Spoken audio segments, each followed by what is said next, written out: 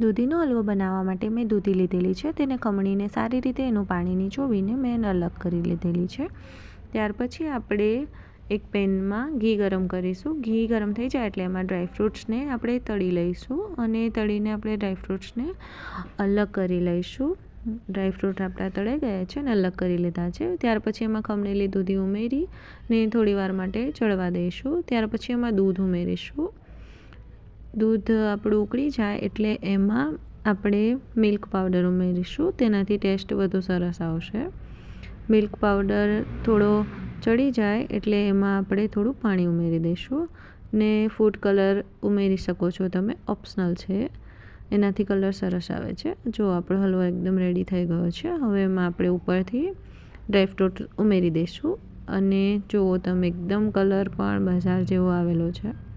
એકદમ સરસ આપણો હલવો બનીને રેડી થઈ ગયો છે। તમે